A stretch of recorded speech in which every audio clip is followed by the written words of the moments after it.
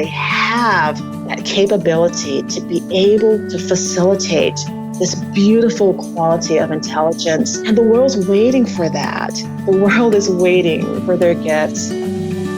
Welcome to the For the Love podcast with me, Jen Hatmaker. Today, we dive into Enneagram Fives with Enneagram expert Dr. Avon Manney and podcast host and Enneagram Five himself, Knox McCoy. Hey, everybody, it's Jen Hatmaker here. Welcome to the For the Love podcast. Super glad you're here today. You're going to be too. Right now, as you know, we are in a series called For the Love of the Enneagram, easily one of my favorite series we've ever done.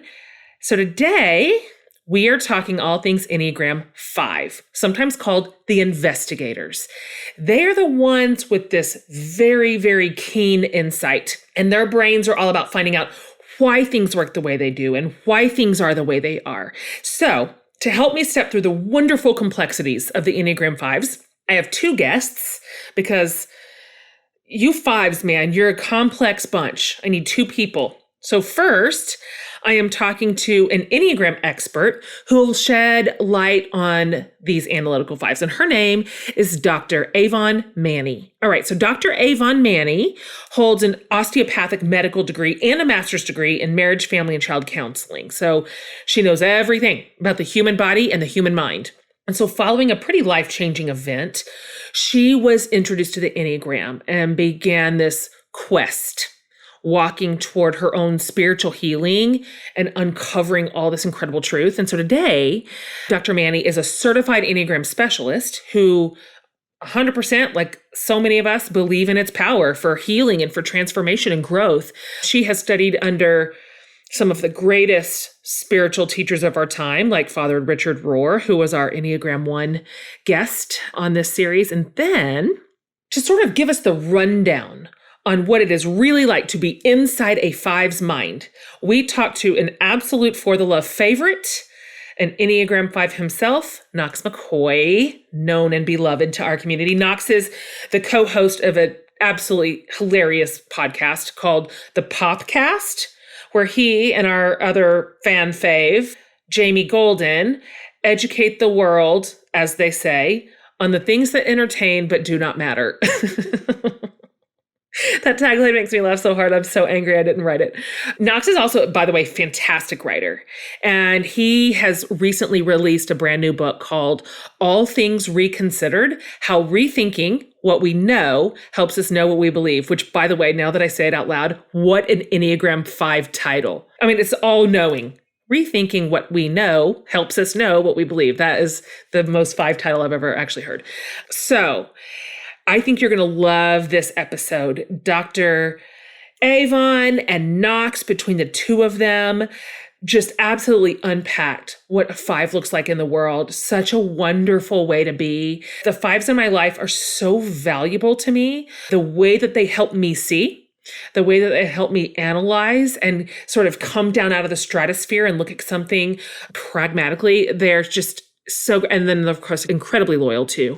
I love, love, love talking about the Enneagram 5s today. I hope you do too. And of course, stay till the very end so you can hear all the fascinating things that composer Ryan O'Neill has to say about what inspired his piece on Enneagram 5s, which you will hear woven in and out of this episode. Don't you love Ryan's music in this series? Isn't that so special? My producer, Laura, made that happen. That was her idea. And it's just so, so lovely. And so I just love it. Okay, with that, I am so pleased to share my conversations with Enneagram expert Dr. Avon Manney and delightful Enneagram 5 himself, Knox McCoy.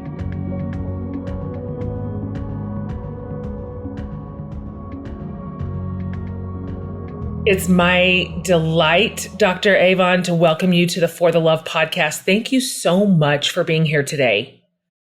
Thank you, Jen. It's really wonderful to be joining you today. I promise you that the pleasure is mine and it is my community's. I have told our listeners a little bit about who you are and what it is that you do. I wonder if you could start here for us. Would you mind talking a little bit, if you can go backwards in your story, and tell us how you came to know about the Enneagram? When did it first cross your path? When did you know this really has something to teach me? And then when did you decide, I want to make this a regular part of like my practice when I'm teaching others? So things just really came to a head towards the end of 2012. And I had heard of someone who was going to be giving a talk in the area on the Enneagram. And at the time, I was a little bit suspicious and a little bit wary about, okay, what is this? What's this new weird thing? Yes, but it seemed to speak to me like it just wouldn't go away. And I kept giving myself excuses like, oh, it's too early. It's going to be on a Saturday. And then I kept coming back to it. And then so finally, one particular night when it was literally coming down to having a very dark night of the soul, if you will.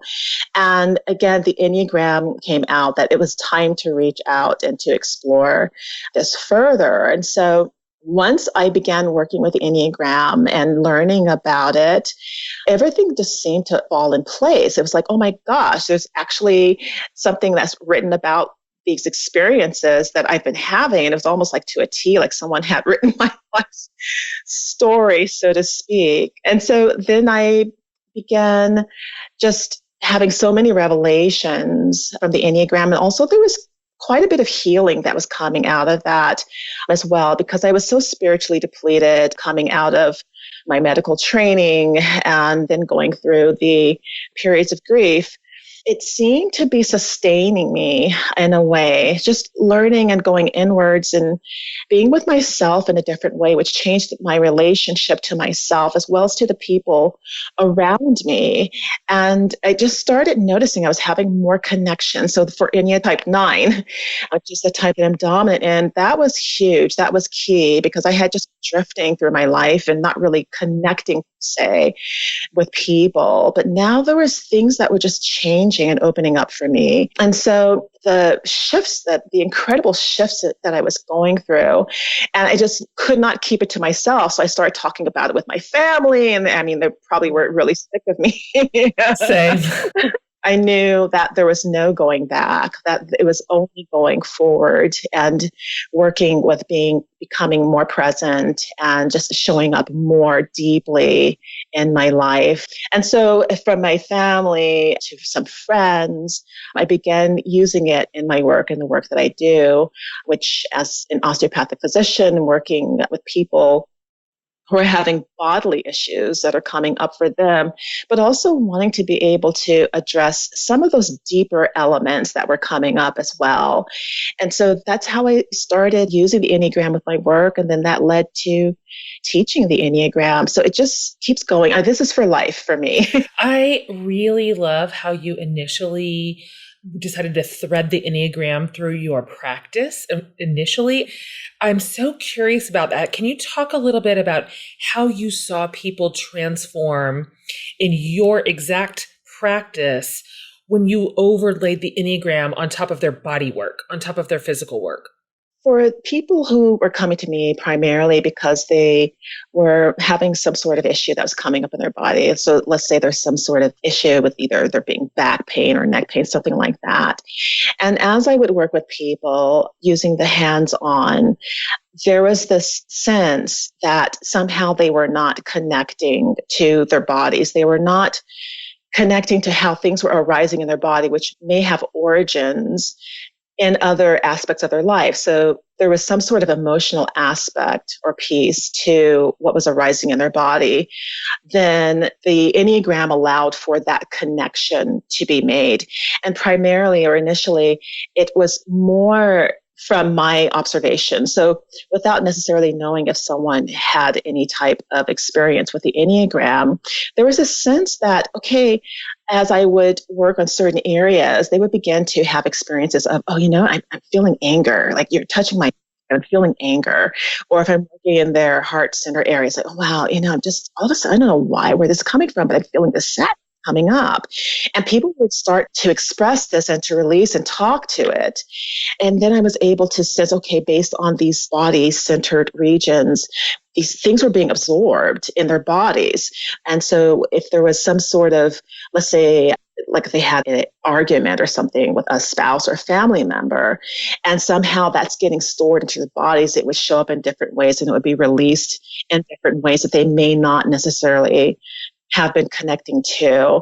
So it was that I knew that, okay, there's something much more deeper here. So working with the hands-on element was one piece, but there was also something that was filtering through how it was coming up for me to be able to sense more deeply into, if there's some sort of pattern that's arising in their lives, this may become embedded in their bodies, so to speak, and helping to be able to make that connection. So that is so fascinating, the mind-body connection there and how the Enneagram can serve it. You, as you mentioned, are an Enneagram 9, but you have built this incredible body of knowledge around the whole Enneagram system. So for the purposes of this episode, would you talk for a minute about the classic characteristics of an Enneagram 5? If you can kind of high level, this is what a 5 looks like. This is what they are afraid of. This is what they're motivated by. This is what outside behaviors look like, health, disintegration, just all of it. Could you give us an Enneagram 5 snapshot? Yes, certainly. And by the way, my husband, he's dominant in type 5. Oh, is that right? Yes. So I have a lot of experience. Interesting. Okay. Yes. Oh, well, all right. Put a pin in that because we're going to come back to that. Yes. Okay. So then you really do know. You know firsthand. Yes. Talk to us about these 5s. Yes. Well, so for 5, so these are those who may come across as quite cerebral minded, this inward focus or this withdrawn type of energy or element for people who emanate a type 5. And so there's quite a bit about the thoughts and the thinking. This is a head-centered triad. And so there's the sense of wanting to know more about how things work in the world. Like, what's that? There seemed to be a certain sense of there's this intelligence that is arising from certain things in the world. And so what is that all about? So there can be quite a bit of exploration that comes up at type 5 around, well, how do things work? 5s may find themselves wanting to take things apart. They are interested in how things are put together. And so there can be this exploration that comes up around that. And sometimes the thoughts can become problematic. That is when the thoughts become the fixation at type 5, and where one may lose a sense of themselves based on their own experience. And so their experience comes through the thoughts, and it comes through this observation of how others may be going through their life. But quite honestly, they feel quite a bit. And so because there's so much that's coming into their field, they have to kind of filter that out, again, based on, all right, I only have so much reserves for being able to get through all the tasks that I'm required to do in one's daily life. So interesting, so helpful for everyone who loves a 5 or is married to a 5. So let me ask you this.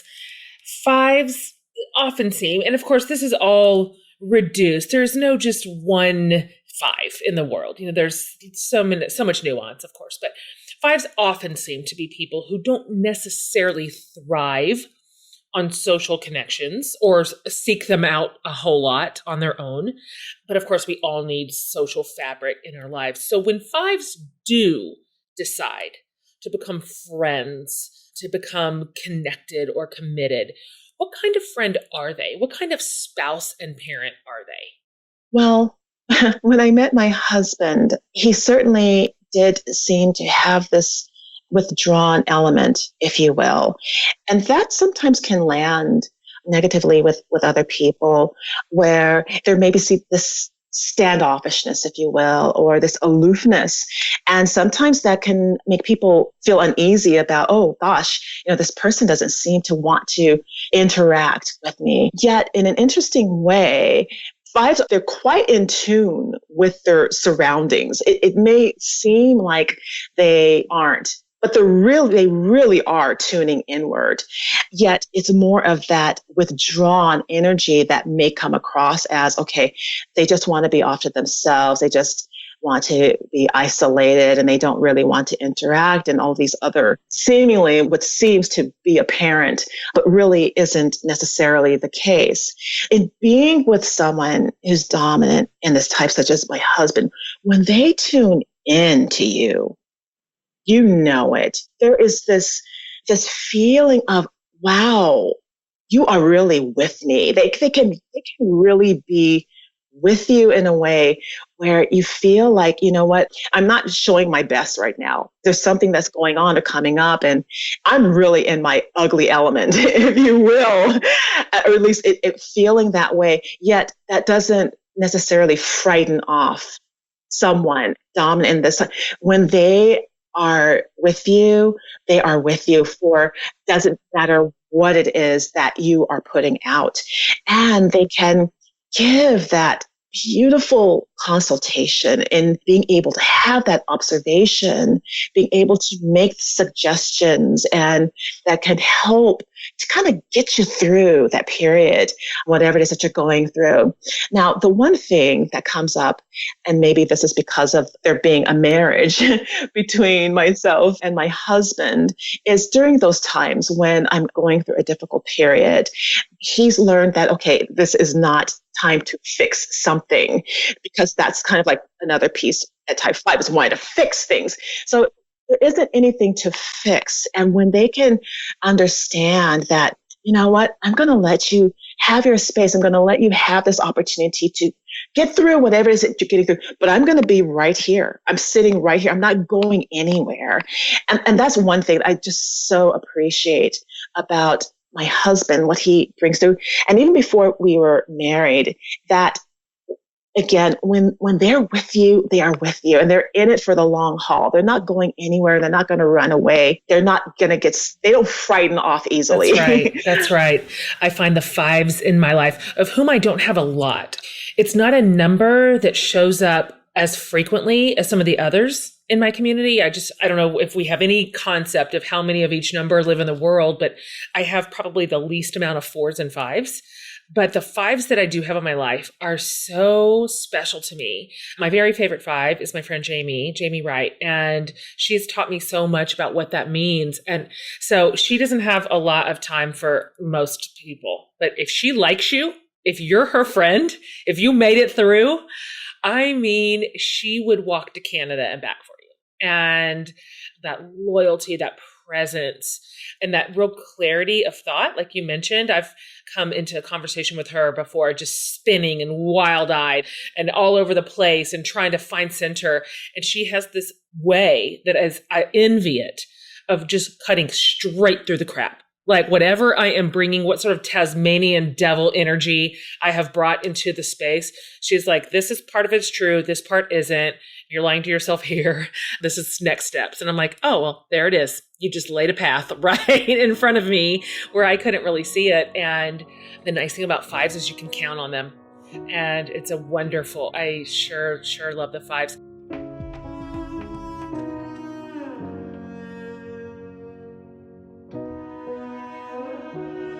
There are so many paths to finding your family story. Whichever way you choose, tracing your family generations back with a family tree or uncovering your ethnicity with Ancestry DNA, it's easy to get started. So an Ancestry DNA test tells you where your ancestors are from. And Ancestry's billions of records and millions of family trees let you discover their personal stories. Plus, researching your history is fun for the whole family.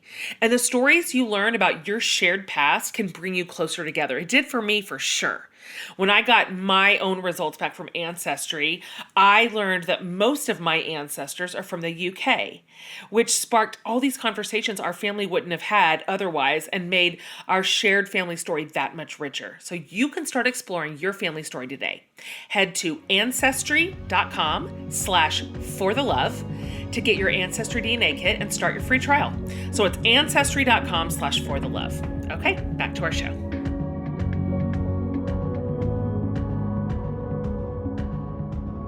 Let me ask you this, and you're probably the perfect person to answer this. For those of us who have a 5 in our lives, in a close relationship or a working relationship or whatever, if we find ourselves in conflict, what have you learned is the best strategy toward resolution to move forward in that relationship with a 5? What is it that reaches them? Yes.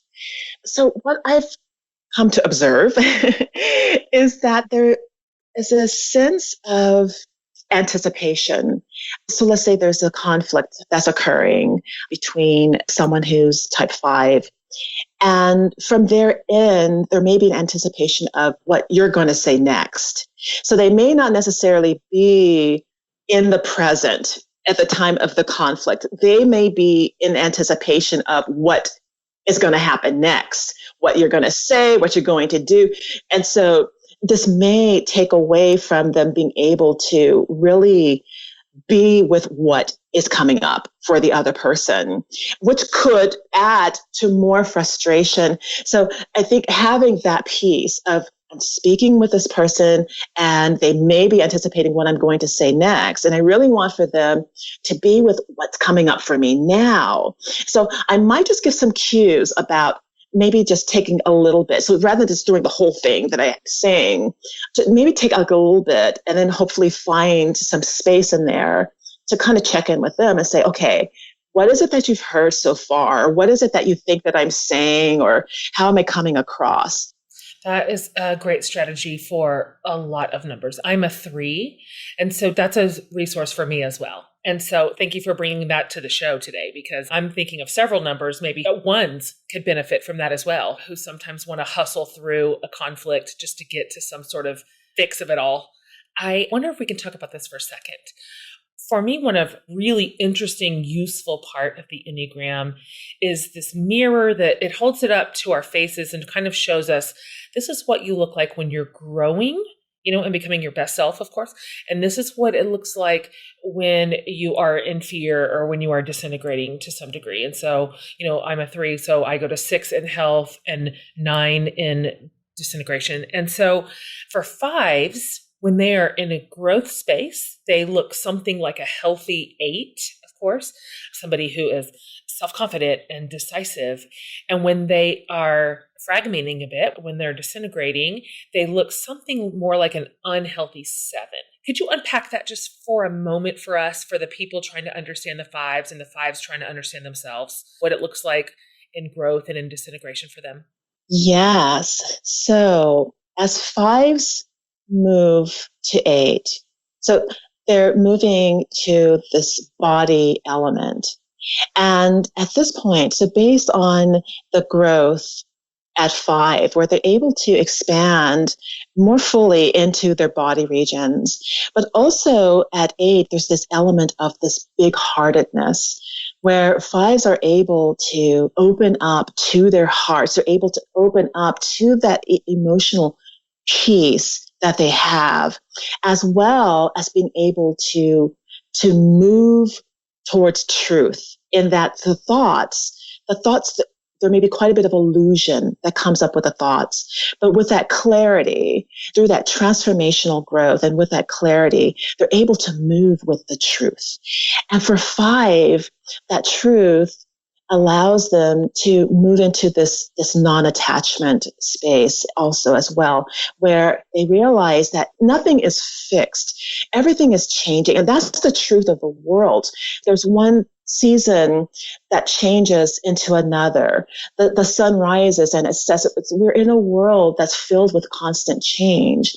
And so having that peace where things are temporary, everything is temporary, and being truthful about that. And the thoughts are temporary, and even the bodies are temporary, and being able to move forward in that. Now is the time. Now is the time. Being able to open up into that in this full embodied way gives that bigger piece where someone has that leadership quality, where you can follow them and you can trust.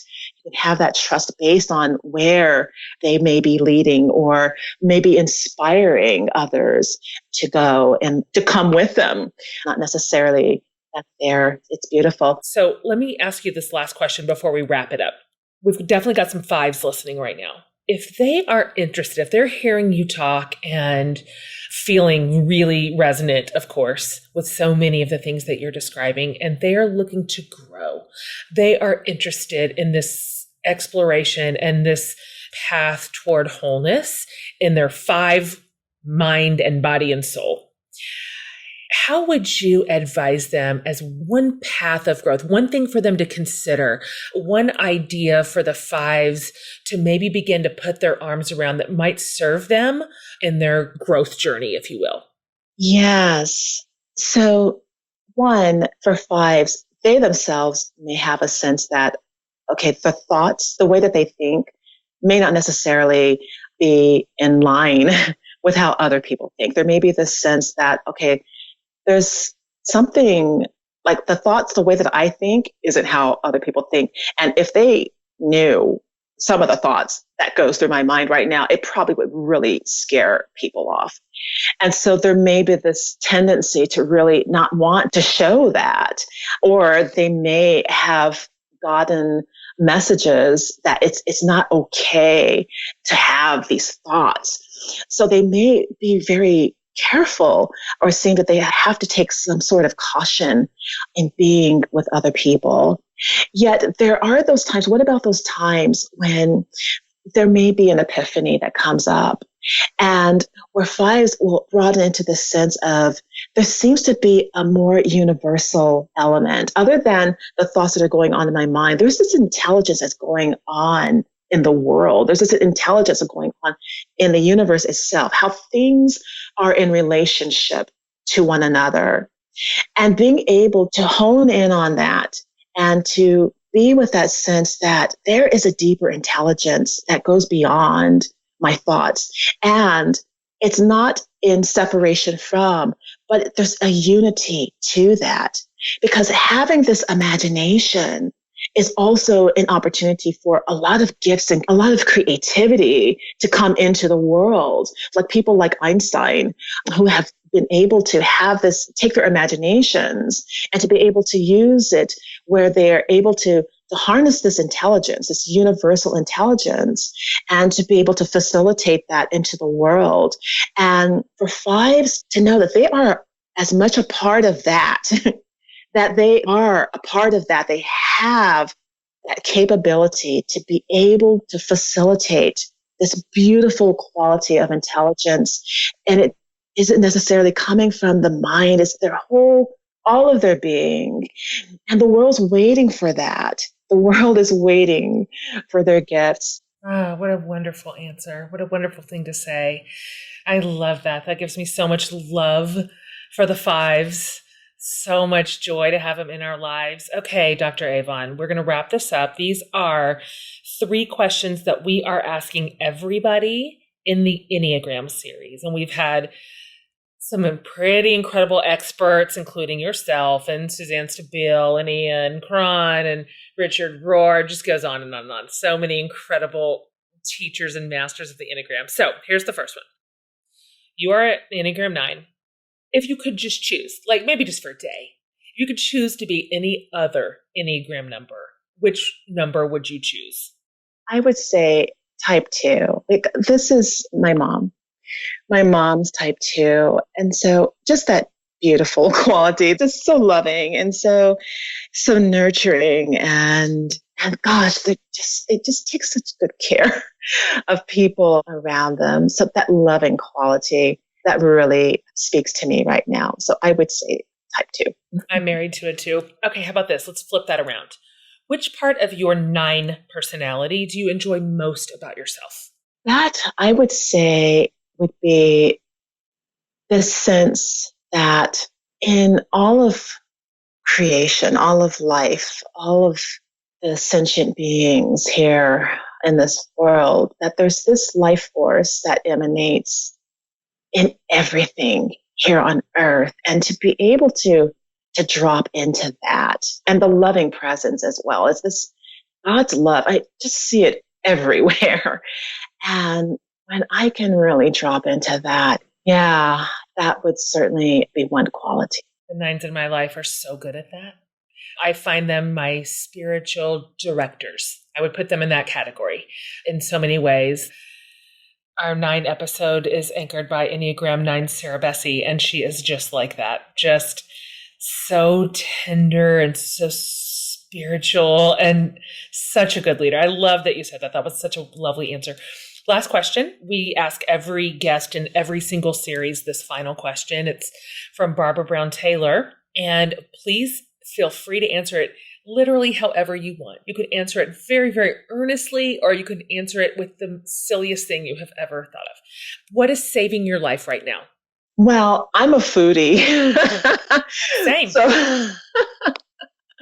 So I'm going to say I have been snacking. My favorite snack lately has been getting some almonds, walnuts, drizzling some honey on top of it, sprinkling coconut flakes, adding a little bit of cinnamon, turmeric, and cardamom. It could be 3, maybe 4 times a day. I just seem to be drawn to this snack. So there's something I'm getting out of it. But that's the first thing that comes to mind with that. That like ministered to me. I feel like I just went to church. Yes, that's amazing. Before we sign off, Dr. Avon, can you please tell my listeners where they can find you so they can discover more of your work, where you're at, follow you, and all the things? Yes, well, certainly. Well, my work mostly is online nowadays. And so if they would like to reach out, my website is osteopathydoc.com. And so lately I've been doing more of the Enneagram consultations, which I would be more than happy to offer to your listeners a free consultation. They can go to my website and there's a link there, Enneagram consultation link, and they can click on that link and it will open up a page where there's a link that will direct them to a form that they can feel free to fill out. And then I will certainly get back to them. Oh, that is such a fantastic resource. Thank you for mentioning that. Everybody listening, if you go to jenhatmaker.com on the podcast page, I'll have all of this for you. I'll have all the links, all of Dr. Avon's social media handles, everything we've talked about, the entire transcript of this interview, if you'd like to read it again or pull out some excerpts, so you can find it all over there.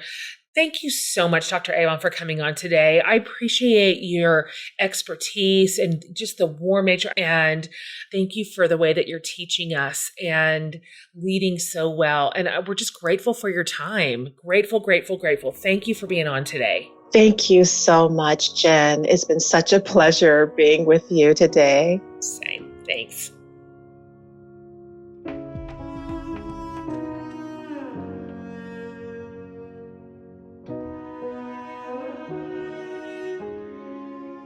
Do you think it's impossible to get a kid to put down their phone or video game and do something good for their brain? Think again. Let me tell you about one of my favorite new sponsors called KiwiCo. KiwiCo is a monthly science and art subscription box for kids and tested by kids. I know as a parent, it can be hard to find creative ways to keep your kids challenged outside of school. And here we are in summer. KiwiCo solves that problem, and you can spend quality time tackling projects together at home. And KiwiCo isn't just for littles. They even have what they call makers boxes for people ages 14 and up, where you can learn how to make really cool stuff like these super trendy macrame planters that I want in my house right now. Like, I want that KiwiCo box. KiwiCo is redefining play with hands-on projects that build confidence and creativity and critical thinking skills. There's something for every kid or kid at heart at KiwiCo. So look, get 30% off your first month on select crates at kiwico.com/forthelove. Let me spell that for you. It's kiwico.com/forthelove for 30% off select crates. Okay, guys, back to our show. And now, to unveil the mysteries of an Enneagram 5's mind, here's my conversation with podcaster and writer and friend, Knox McCoy.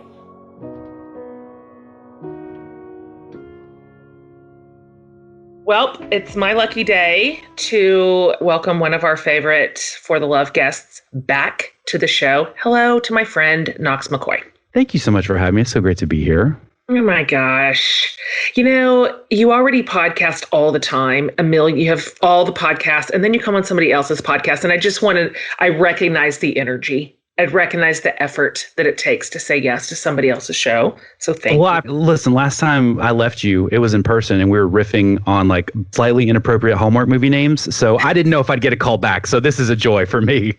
That was one of my favorite experiences of my whole life. And so for everybody who doesn't know what we're talking about, Knox and Jamie, who host the podcast, were guests of mine on a live event podcast tour that we did. And I mean, we have it. It's in the archives. Go listen to it. You are, as I mentioned, a podcaster. You are a writer. We're going to talk about that in a minute. But we haven't really talked in depth about you being an Enneagram 5. And I love knowing this about you because you're like a poster boy for the 5s in all the best possible ways. So you are now tasked with representing your people here on this Enneagram series. So if you could you kind of come up high and just in broad strokes, talk to my listeners about Enneagram 5s. In general, what does a 5 look like? How does a 5 show up in the world? What is a 5 worried about? What is a 5 thinking about? What is a 5 motivated by? Can you give us a sketch? So I think when you're trying to visualize a 5, you got to think we're people who love knowledge. We love observing the world. We love keeping the world at a distance. We were talking about it, before all this COVID-19 started. We've been socially distancing for many, many years, my whole life. I will stand at kids' youth sports events and I will be like 40 yards from anybody else, not because of any reason. That's just what the heart wants, So like that is, we like to exist on the periphery so we can observe. And I think someone can say this better than me, but the quintessence of who we are is we want to accumulate knowledge so we feel prepared to tackle things that we may not normally be prepared for. So a lot of it is about banking that observation, banking that knowledge. So if something comes up, we'll have a reservoir to tap into. So the shadow side of that means what? That you are concerned. What do you worry about? What does a 5 worry about? Or what's your fear? Or kind of what's at sort of the bottom of some of your motivation? Looking like a big old dummy, just looking and being incompetent. We are so terrified because I remember one of like my traumatic formative memories is in first grade. Some teacher gave me a solo, which there was no reason for me to get a solo. I'm not like musically capable in the least.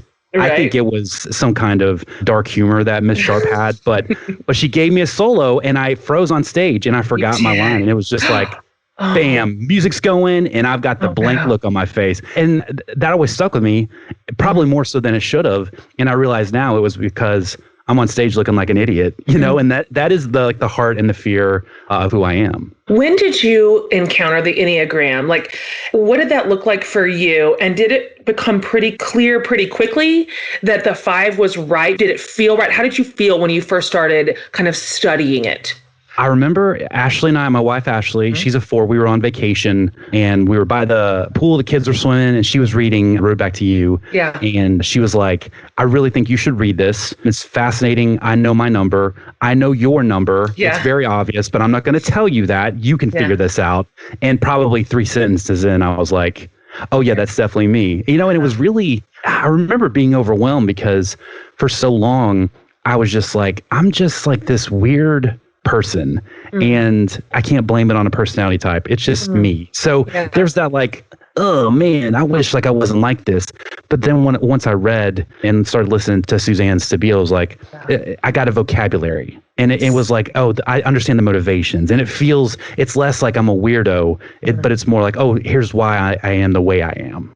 That's exactly how I felt. It was great to be understood so on the nose and then even help me understand me. There were parts of me hidden to me, which is classic 3, like I can't see my own self, but also horrifying like to read what it looks like when I am unhealthy, when I'm in stress. Everybody's on to me.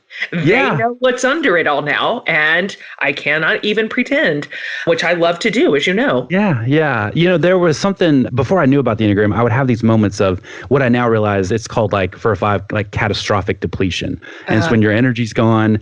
And like the lights are on, no one's home. And I had like a number of these when I would just be overextended, and I would look at it and just be so ashamed and be like, what is your deal? Like, can you just not like, buck up and deal with it? And I realize now that's what that was. So it gives me that middle ground of like, yes, this is true.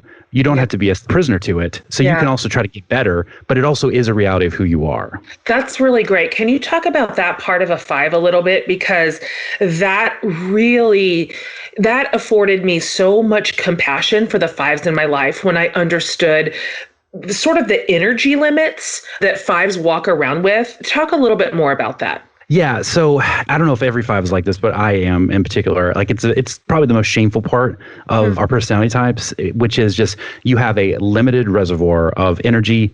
And this is why most 5s are allergic to small talk because, in the book, In All Things Reconsidered, I liken it to, it's one of those like horror movie scenes where someone walks into like a jungle river to like wash off. And there's a school of piranhas and they consume the whole person until there's just like a pocket watch and a hat left. Like that's what every interaction is like. Yes. Yeah, it's just like taking little pieces of you, and once that energy is gone, like it's gone forever for that day, until you reset. So a lot of our motivation behavior is about conserving that. And when you look at our sin or whatever, which is like greed and avarice, it's about hoarding that energy. It's also hoarding knowledge and other things like that. But primarily it's about hoarding that energy so that if something happens, we'll have it to give to something else more important.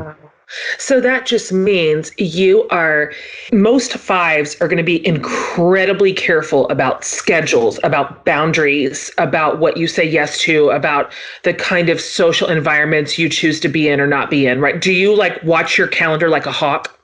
Yes, it's like always a no first. And then I'll think about a yes maybe later. But primarily it's about, because once you get overloaded, you can't be the person you need to be for other people, which is another form of incompetence. So I try to really limit. And again, it's that balance of sometimes I use that as a crutch instead of, and Ashley will push me, hey, you don't have to say no to every single double date. We can work a couple in, my man, Okay, let me ask you this, because I really admire the 5s and their hunger for learning and knowledge and mastery. I am a learner too. And so I really identify with that part of kind of how you are wired. So this is my question. When a 5 struggles to grasp a thing, it eludes you, or you can't seem to get your head around it, or you can't knock it off bit by bit, what does that feel like to you? I'm curious if a 5 just puts that off, or does a 5 just say, I don't care about it, but they're lying, or I will keep at this until I've just like worked my fingers to a nub and I've sorted it out? Like, what do you do when mastery eludes you, when that's such a high value? A lot of it is, I think you can think about 5s like we have our fortresses, right? And we have the things we know we can gain mastery on and we can be competent about. But when faced with something, I think it's difficult because like I remember growing up, I played sports all my life and I picked them up pretty easily, except for basketball. And I could have been okay at basketball, but like I wouldn't be as good as I was at the other sports. So I just rejected it totally. And I was like, I'm just not, you're never going to see me play basketball, because I didn't want to be like less than at that sport. After college, I played church softball with my father-in-law, but I had to stop because I was taking it too serious. Because like I wanted to get some cage work in and do some soft toss for a couple hours a day. And I'm like, I'm in my 20s. I'm trying to build a career. Like I don't have time for this.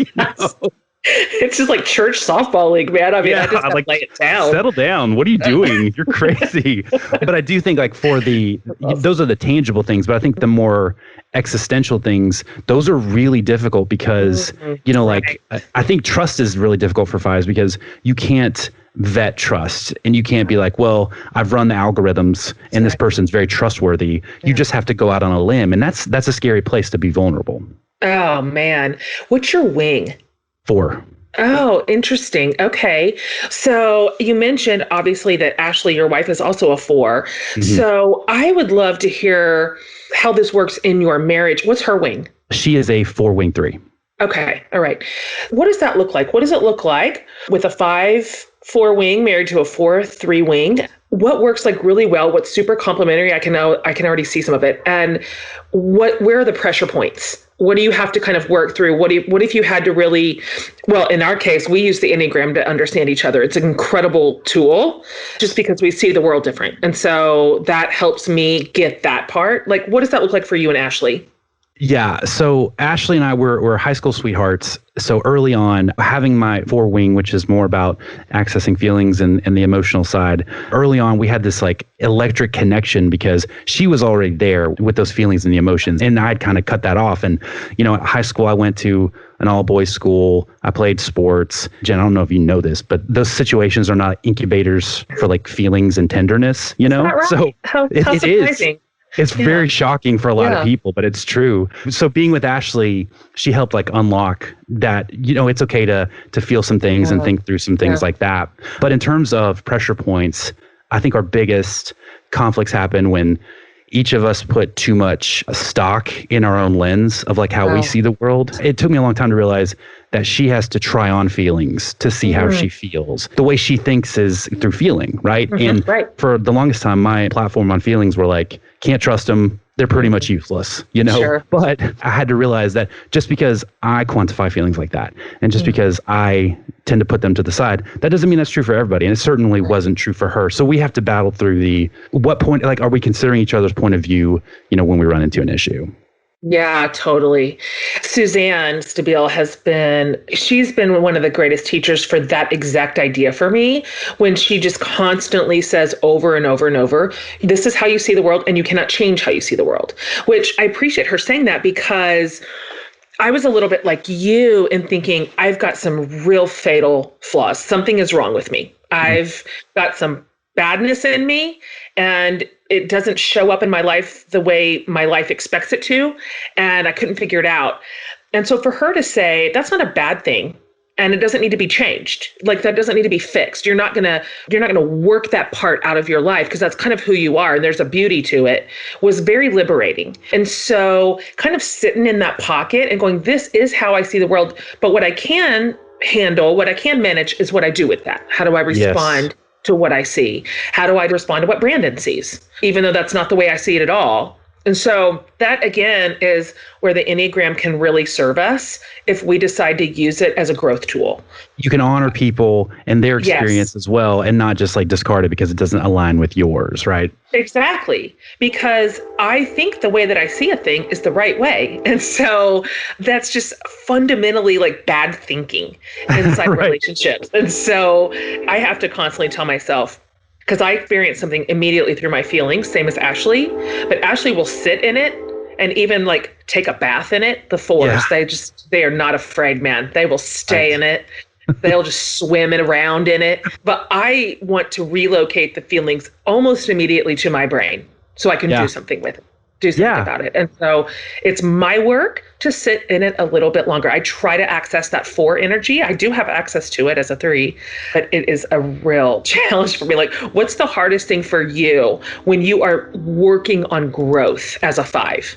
I think like the superficial answer is like giving myself over to, it's okay to have feelings about a thing. And it's helpful because that's the wing, right? But like I got to quiet the 5 down because it's almost like 2 sock puppets talking together and they're just fundamentally at odds, but like they're inside you. So it's like, I got to give one a little more stage to be able to see the productive thing there and quiet down the 5 one, the other one that's just shooting holes and everything. Cause I remember growing up, classic Southern Baptist evangelical upbringing, looking around, worship, everyone's got their hands raised.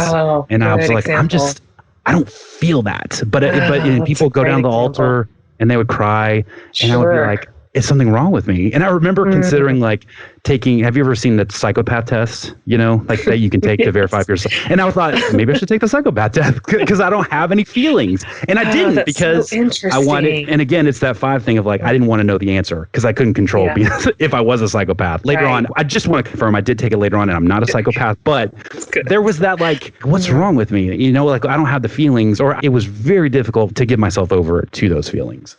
That is just fascinating. I cannot believe I've never applied our like Southern Baptist evangelical upbringing to our Enneagram numbers, like how we experienced youth group culture and camp culture and all the stuff that we did. I was positioned well for it because I was a demonstrative 3. And so I could really, I was down the aisle, I was. Whenever they said, get rid of your secular CDs, I would, because the fives are very good about being like, got it, not going to do it though, but I hear what you're saying. So I would just be like, cool, definitely going to do that. And then just not do it because I didn't feel like I had to do it in that way. Sure. Oh my gosh. Well, I did because I needed the approval of the authorities. And so I was going to burn them and I was going to take a picture and then I would send it around the horn. I needed the authorities to approve of me so much. Okay, let me ask you this. So a lot of people listening they're married to a 5, they love a 5, they work with a 5, maybe they're parenting a 5. So if we find ourselves in conflict with a 5, what would you suggest is the best way for that person to sort of break through? What's the approach in conflict with the 5 that will move the thing quicker toward like resolution and reconnection? This is a great question, and I think it's a wonderful thing. Somebody was asking me the other day how they were parenting a 5, and they're like, "What do I need to know?" And I was like, "It's tough because you want to give space, but you don't want to be so like absent that when they need you, you're like, I don't know." Yeah, tricky. So I remember something I would do was I would hover like around my parents if I needed to talk, but I didn't know how to start the conversation because I think 5s aren't good at like initiating conversations, right? So if you notice your 5 hovering, they probably want to talk, but they just don't know how to do it. But I think, within conflict or arguments or any kind of disagreement, we try to control the situation by withdrawal. And that can either be like literally, like physically, like we will leave, or it can be like the vacant eyes, I don't know if you've seen Jaws, but there's a character Quint who has all these stories about like getting bit by sharks. And he always talks about how right before the shark bites, like the eyes roll black, like black as doll's eyes, and like that's a 5. When those eyes go black, they're about to be gone. So don't let that happen. Yeah. Which means you just hit your energy limit or the conflict limit. Like what is that? What's going on inside of you when your eyes go black? It can be that limit, or it can be like I'm not valuing this interaction, or this is about feelings and I'm trying to have a fact fight or anything like that. And it can be like, I'm here, I'm present, but I'm just not going to give you anything. And I'm going to control the situation by that. I'm going to tell myself that you look ridiculous and you're being irrational when really I'm the one because I'm refusing to engage and like work this thing. So what's the better approach? Like what sort of behavior from your person would mitigate that end game that would keep you engaged, that would keep you like in the moment? I think it sucks to say this like out loud, but like have to, if you've seen like Tiger King, you know how they have to approach the tigers like really carefully, and like very specifically. It's kind of like a 5. Like I think if you're quiet, if you're collected, if you have your data, if you're speaking in a thoughtful way where I can't immediately, because I'm always looking for a way to just discredit what you're saying. If you're coming to me and you're very like careful and calm and you have your reasons and your information, then that speaks to me. And I think the good thing is if you can get through all like that BS, the heart of a 5 sees the world for what it is. Sure. And if you are bringing, it might be difficult at first, but if you are bringing some valid points, they will hear that because that's like the heart of who they are. Right. Because you're reasonable. Yeah. Yeah. That's a great approach. That's incredibly helpful. And so for some of the more emotional, people married to a 5, you just tamp it down. And it is possible to do that. I actually like to be approached the same way as a 3 because I don't like conflict. So mine is less, I want to discredit you, and more like, conflict is catastrophic. What can we do to not have it? Which is also not a super useful adult skill because conflict happens as it turns out. Okay, we're going to wrap it up here in a minute with some quick, rapid fire Enneagram questions. But before we do that, I have told my audience and shown them All Things Reconsidered because it was just so good, Knox. And I told you I read it cover to cover. Of course, I endorsed it and was so happy to do it. And so it's right in the wheelhouse for my community for sure. Everything, the things you talk about and the way that you say it, your funny writing style. Can you talk a little bit about All Things Reconsidered? Tell us about it. Tell us why you wrote it. And then tell us, I would love to hear, just thread out real quick, what was it like writing a book as a 5? Yeah. Okay. Well, and first, thank you so much for reading it and endorsing it. That to get your approval meant a lot. So I really appreciate you taking the time to do that. So All Things Reconsidered, it is a book like the slug line is. It's a book about how rethinking what you know and how that helps you know what you believe. And I wrote it right after the first book, where I could feel that I was kind of trending towards a faith deconstruction. Yeah. But like the fear I had with deconstruction was like, I think we talk a lot about deconstruction, but I wanted to make sure the companion I had with deconstruction was the reconstruction, right? I didn't just want to blow it all up. I wanted to build something back. That was kind of the idea. Like I want to go after these things that have loomed very large in my life, and I've just kind of inherited as beliefs, but I've never like had the moment where I'm like, yeah, like I want to renew this contract with this idea. So it's 30 chapters where I reconsider all kinds of stuff, intimate things like fatherhood and masculinity and marriage and home, weirdly specific things like Michael Jordan versus LeBron, Uncle Joey from Full House, Big Bird from Sesame Street. And then the real heart for me of like where I wanted to get to this book was writing about like, what do I believe about heaven, hell, prayer, creation, stuff like that. And what I want everybody listening to also hear is it's hilarious. You touch down on sort of the sober-minded through line, which every word of that is in there, but also it's absurd. And you told some real absurd stories like about naked people and Taco Bell drive-thrus. Like if there's some stuff in there that'll it'll catch you off guard. I'm just telling you. So I think you, with a very deft hand, you thread the needle between enormous spiritual concepts and ideas and spiritual curiosity and this approachable humor, which is special. That's not easy to do. Humor's hard. You know, you and I both, difficult. We like to be funny, but funny is challenge. It's a skill. Like it's not just throwing stuff against the wall and see what sticks. It really takes a lot of heavy lifting to be able to do that. And you did a beautiful job on it. Well, thank you. That's very high praise. I appreciate that. Well, and everybody, you can get it everywhere. It's everywhere books are. All Things Reconsidered.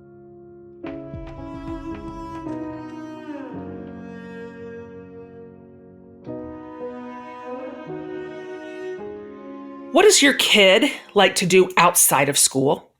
If they're really involved in sports or maybe even fine arts, it can be so hard to fit all of their interests and activities around rigid, traditional school structure.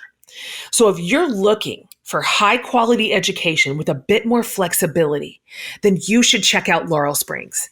Laurel Springs is an accredited online private school for students in kindergarten all the way through 12th grade.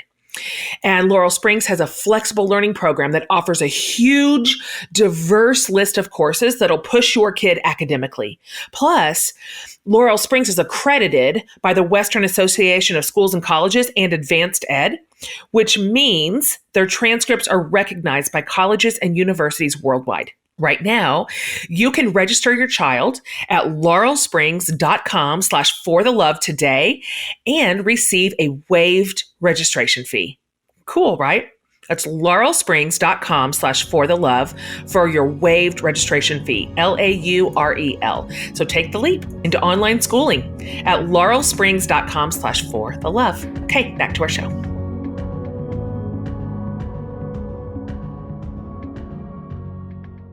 Okay, we're going to wrap it up. These are questions we're asking everybody in the Enneagram series. And so just whatever top of your head. Here's the first one. We don't want to change ourselves, so that's not it. But just if you could choose to be any other Enneagram number, even just for a day, which one would you choose? I think I would choose a 3. Because I've talked about this in a couple other places, but my dad's a 3, so I've kind of always idolized him. But I've always wondered, like, what could I be capable of if I didn't have the energy limitations or the need to withdraw? Like, what could I do? So interesting. Nobody ever picks that. Really? It just feels like the obvious pick to me. That it's always in my head of like, man, if I didn't have this stupid energy thing, I could do stuff. But I can't. It's so true. The well of energy for a 3 is otherworldly. Okay, how about this one? Opposite. Which part of your Enneagram 5 personality are you most proud of? What do you like the most? It's not very sexy, but I think it is the objectivity. I like seeing the world as it is instead of what I want it to be. And I like that that's a thing we get to help other people with, is we can, not in like an arrogant way, but we can help them process and parse through the subjectivity to find what is actually true. Oh, that's so important. That piece that you bring to the world matters so very much. Maybe fives are the only number like that. Okay, here's the last one. You've answered it now 3 times, and I'm sorry, I can't rotate it out at this point. So you can just change your answer to whatever it is right now. It's Barbara Brown, of course. What's saving your life right now? Okay, so luckily I go through so many things that are saving my life, so this is easy. Can I do 2 like really small ones? Absolutely. Okay. I just started reading Ballad of Songbirds and Snakes. I think the Hunger Games prequel. I really like it. It's really good. I remember I like being in that world. So it's just like fun to go back in a prequel kind of way. And then the other thing is a TV show that Ashley and I are just crushing right now. And it's Outlander. Have you ever watched Outlander? Yes.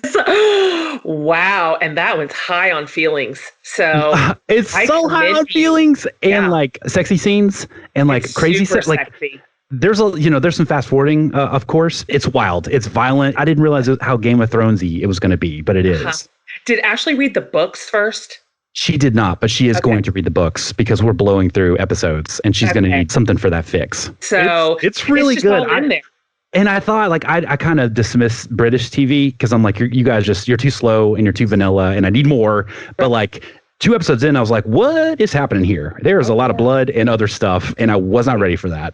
It's blood and murder and sex and intrigue.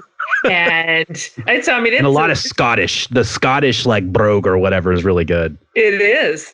Okay, well, I think that you just won some real converts just now when you said that from my community. All right. So thank you for being on today. Thanks for talking about what a 5 is in the world and who they are. That's just incredibly useful, incredibly helpful. Okay, my friend, great to talk to you. Thank you. Thank you so much for having me.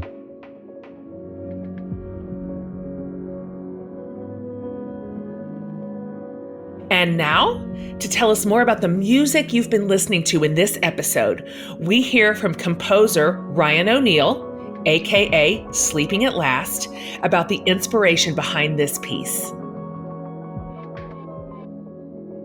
I had so much fun getting lost in the writing of this Type 5 song. I kind of gave myself permission to just explore. So the first idea I had was to divide the song into 2 separate sections. So the first half of the song is a lengthy instrumental. And the purpose for that was to give Type 5s time to process and acclimate to the song. And I like the idea of it being sort of a music to observe by, kind of observation music. And the second half has lyrics. So 5 is the longest of my Enneagram songs, which I figured means technically it has the most data. So the final length is exactly 5 minutes and 55 seconds. And because 5s are generally pretty level people, the song never really strays from its constant tempo, which is the binary code of 111 BPM. The first half is made up of entirely computer machine-driven instruments, and then eventually more organic instrumentation gets added into the song as the Type 5 gets further in touch with their heart. At its core, it's a song about the Type 5 connecting the dots between their head and their heart. And my hope here is that 5s might feel at least a little bit understood through these words. As a type that deeply desires to understand, I wanted to give some of that gift back to them and celebrate the beautiful and truly brilliant people that they are. I finally feel the universe expand. It's hidden in heartbeats, exhales, and in the hope of open hands. Okay, guys, there it is. 2 incredible people talking about those wonderful 5s in the world.